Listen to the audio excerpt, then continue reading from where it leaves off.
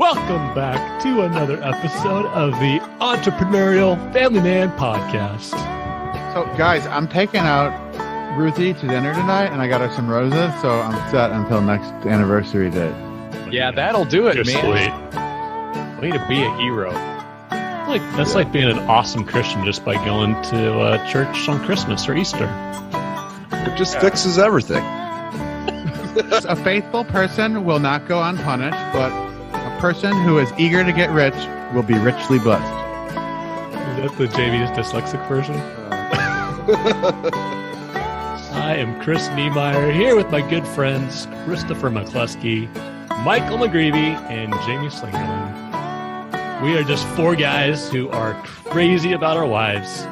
We love our children, and we want to kill it in business. And this podcast is just an opportunity to have conversations around those three important domains of our life.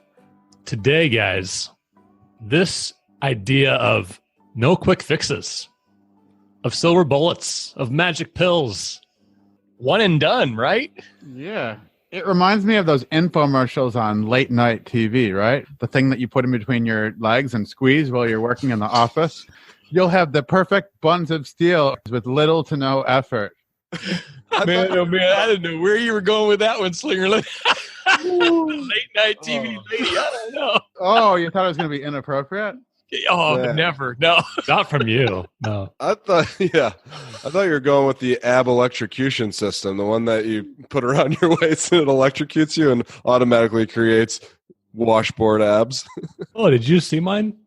But there's got to be some ways to quickly fix something, right? Like when you have a hole in your roof, Jamie, you just kind of slap some tar in there and you're good for the next 5 years. Exactly. There actually is something on late night television that has the duct tape that can saw a boat in half. If that happened to some guy that I used to be friends with, maybe he could have just gone and got some of that duct tape and taped the hole in the roof together, right? Jamie, you sound like you have some experience with this. You want to unpack a story for us? Sure, why not? So once upon a time, I used to have this friend that I knew. He decided that instead of getting a home inspection, he was going to do something really smart. Pocket the $500 so he had extra spending money.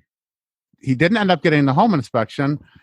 He did save the $500, signed the papers at the courthouse, and drove to that beautiful new house that he was all excited about making look better. He noticed the snow had melted off because when he went to see the house, it had snow on the roof. And there was a big gaping hole in the roof. I know who you're talking about. It was Jim Dingerland. Oh, man. That's what it rhymes with. Rhyme with that. It sounds like that hits a little close to home, Jamie. What I will say is that my dad lent me the money to fix the roof, $10,000. I've earned more money off of losing that $10,000 from that lesson because it stung so bad that I was very, very careful to definitely get home inspections from that point forward. Unfortunately, I didn't actually learn from that mistake for several years later until I made other pretty much devastating mistakes as well. It's only funny because it's 15 years ago and I've recuperated financially from all those stupid mistakes. Jamie, I can so relate to what you're saying, though, because when I go into a new opportunity or potential for something that I want, I can very quickly go way too positive and get way too excited about it and overlook a whole lot of negatives. I remember one business idea that I got into. No, I'm not talking about the T-shirts right now. This is something totally different. No? Oh, new. New content. Here we go. Infrared heaters.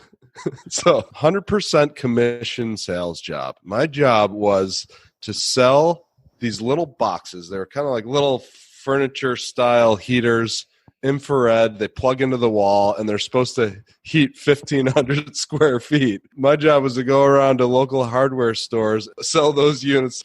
And sure, right off the jump, my thought is, this is going to be awesome. This thing is a miracle box. All these people that are freezing up in the Northeast, they're going to find this thing and I'm going to make millions of dollars. So here I am lugging this thing all across West New York, trying to sell it to hardware stores. And surprise, surprise, it proved to be a whole lot more difficult than I thought. And eventually I just had to stop doing it because I was going broke. I love that story, though, Michael. I remember you telling about this before, so I was trying to show some new enthusiasm. Your first customer was your mom and dad. They felt bad for you, so they bought one. Michael, I want to go back to at what point and where were you in Western New York when you realized this probably isn't the best idea? What can I learn from this? Where was I? I was driving in probably 2 feet of snow south of the city of Buffalo to my next hardware store. It's right around Christmas time, and it's dark and cold, and I wasn't making too many sales that week. I'm just like, what the heck am I doing out here? Like, I wish I would have thought this thing through. I wish I would have talked to somebody about it, or just maybe taken a few extra steps before I made a decision.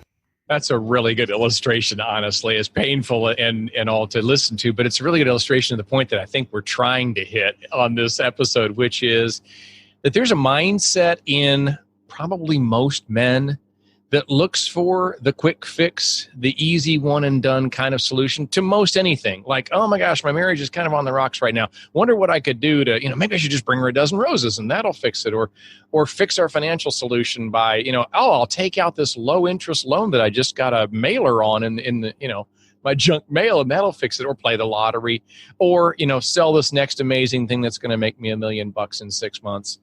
That is a tendency that at least an awful lot of us guys have.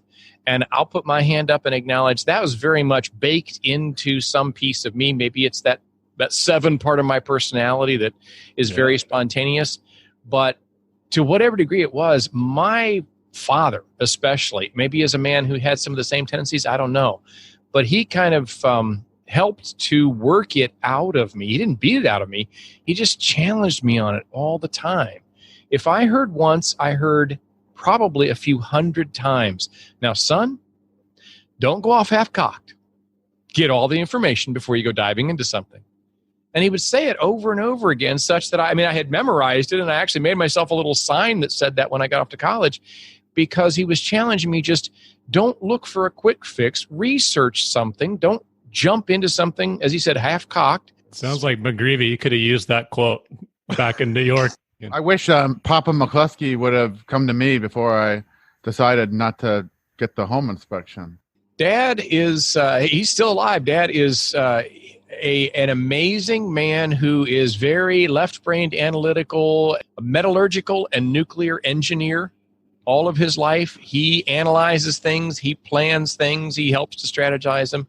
And he got a son like me that, there is a left side of my brain, I guess. I've learned to use it, but I was very right-brained. Yeah. And I think an awful lot of us are. The boy in us, as we grow up as men, has to be trained to recognize life doesn't really have any quick fixes and silver bullets. Yeah. Most things that are worth doing are going to take time to grow and nurture, and they take planning. Yeah, McCluskey, on my wall, look what I got behind here. It says, jump and the net will appear. Imagine if Papa McCluskey had that mantra with your personality, given that that's you your whole life. Whoa, jump and the net will appear. Oh, man. All right. So let's share our signs here. I've got mine up in the screen here, and this is one I made myself. I didn't have to go chasing this down. This still sits on my desk, on my shelf rather. I'm 55 years old. I made this when I was 19. And it just says, now, son, don't go off half-cocked. Get all the information before you go diving into something. It was just a message that I not only heard, I knew I needed. And when I was off at college, still going off half-cocked, I finally made myself a sign. Chris, I like what your dad said there. And Jamie, even your sign brings light to this. Because as guys, we try to make so many things of our lives about making a big splash. And we want to go big and we want to pursue this idea. And sometimes we do it at the expense of really thinking through what that could be like. And like you said, Chris, your dad's talking about steady, consistent growth over time will yield success. That hits home for me personally, because I remember a story about when I was about to make the jump from the JOB in my first career to entrepreneurship. And that was a big conversation to have as a young couple with a bunch of ideas and being around all these multimillionaires and wanting to see what can I do to get the 7 figures quickly. And I remember a very specific time with sitting down with a good mentor of mine at his country club, and we're talking about these big ideas. And I had in my mind probably let's go big. And so I was looking at a big real estate deal or a big hedge fund, and he sat me down and he said, "Son, I've taken you to a lot of games, a lot of baseball games. Be the guy that hits consistent singles and doubles. And if you do that, you're going to eventually hit a home run someday. But if you just step up to the plate and think about hitting consistent singles and doubles, you're going to find success over time. This is a long game. It's not aiming for grand slams all the way." And that was a huge realization for me to say, okay, I've got what it takes to make a company something big consistently over time. Niemeyer, we had that same idea when we started this podcast before we brought McCluskey on, that we were going to come out of the gate and we were going to deliver amazing content and really take our story to the world and have success with it. And one of our mentors, Dan, he was interviewed us on the last couple episodes of the podcast at Social Media Marketing World, he sat down with us. We laid out our vision for him, and he did the exact same thing that Papa McCluskey did, or the mentor that you had did, metaphorically, like, hey, son, don't go off half-cocked, in a sense of, if you really want to have this thing bring success, then slow down and get clear on what you're going to do and just show up every single week and hit a single and make it solid and get it better. I think that's one of the reasons why we're having so much success with EFM, is that we're not all in a scarcity mindset that we have to make this all happen today. So we have fun together. Just a couple of minutes ago, we were all just laughing our fannies off and telling jokes. We're taking ourselves so much less seriously than we were before. And we know that we're in it for the long haul. We want to add value to each other's lives and to the EFM community. It's cool that we're doing this together, and we're really taking our own advice from what we're talking about here.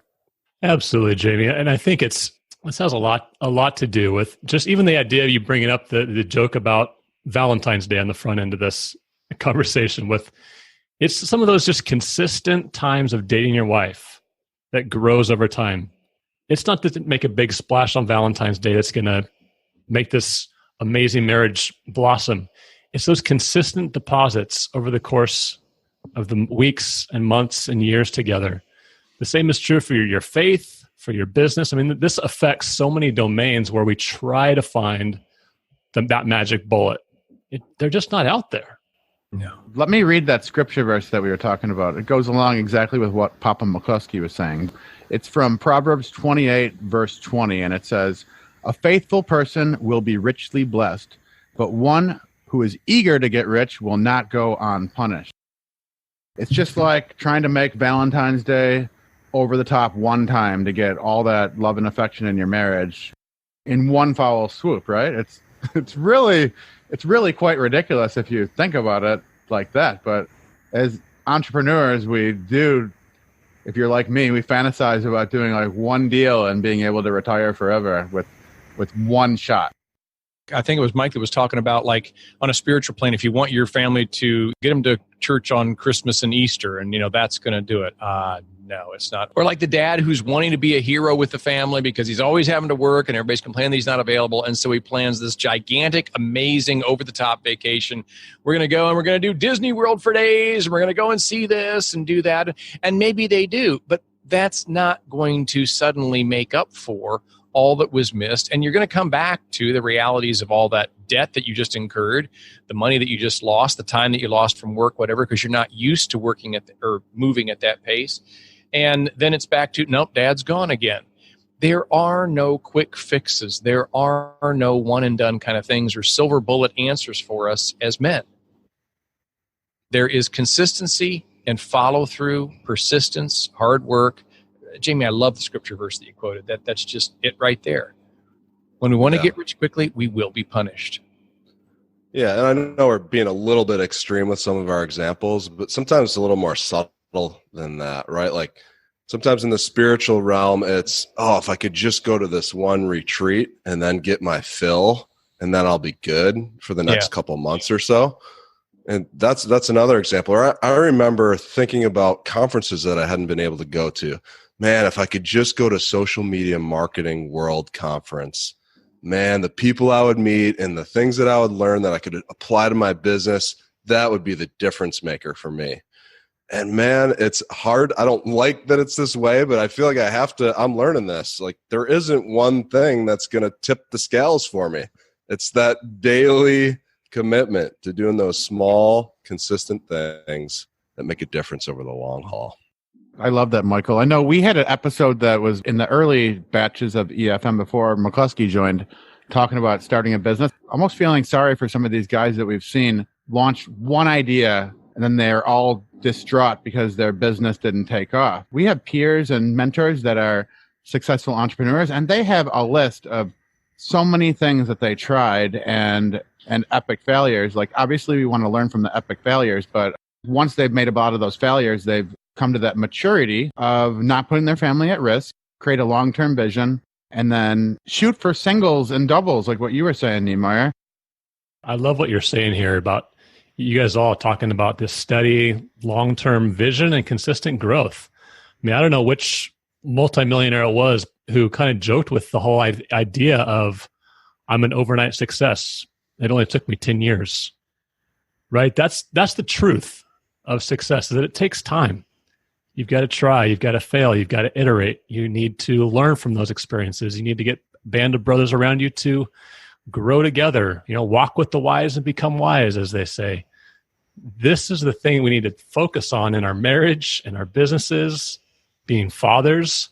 It's those consistent deposits in each of those domains that leads to long-term growth. It's not the conference. It's not the marriage retreat. It's not the super expensive online course you're going to take to make a bunch of money. It's just being consistent. I love that theme you guys are talking about. Chris, I totally agree. I mean, we're not saying that any of those things that you just listed there aren't good things to do. It's just that the way we undertake them says this is not going to be the magic pill that I was looking for. This is another step on the long journey, this long game, this getting up to the plate over and over and going for singles and doubles kind of an approach to life and marriage and parenting and business. Everything that I do, spiritual growth and maturity in the Lord, everything that I'm about is about the long game. Yeah, I know sometimes when I hear that long game message, my heart sinks a little bit thinking then, well, man, am I going to miss that spontaneous personality that I have? Am I going to miss the excitement that comes with coming up with an idea and going after it?